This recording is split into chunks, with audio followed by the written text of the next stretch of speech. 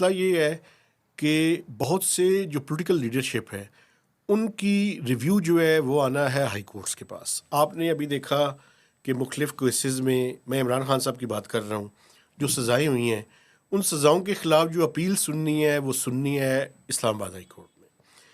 اچھا، اب ایک خدشہ ہے، وہ خدشہ یہ ہے کہ کیا یہ جو موو ہے ان کے لائٹلی مقاصد یہ ہیں کہ اپنی مرضی کے بینچز بنوائے جائیں.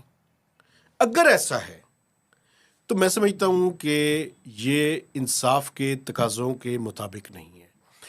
آپ اپنی مرضی کے بینچز جو بنوانا چاہتے ہیں اس کا مطلب یہ ہے کہ وہ اپنی مرضی کے فیصلے بھی کروانا چاہتے ہیں. تو یہ انصاف کے اصولوں کے جو بنیادی یعنی انگریڈینٹس ہیں اس کے خلاف ہے.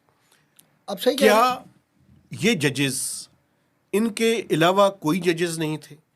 یہ پک اینڈ چوز کر کے مختلف جگہوں سے یہ تعداد پوری کر لینا، یہ نظر یہ آتا ہے کہ بین السطور میں یہ بین السطور جو ہے یہ چیزوں کو مینج کرنے کی کوشش ہے. بادی و نظر. اگر حکومت یہ سمجھتی ہے کہ نہیں ایسا نہیں ہے تو وہ اپنی کوئی اور اس کی جو چیزیں ہیں وہ سامنے لے آئے، اور ہم اگر کوئی چیز ایسی ہو جو میرٹ کے مطابق ہو تو میں سمجھتا ہوں کہ ہم وہ بات بھی سامنے رکھنے کے لیے تیار ہیں.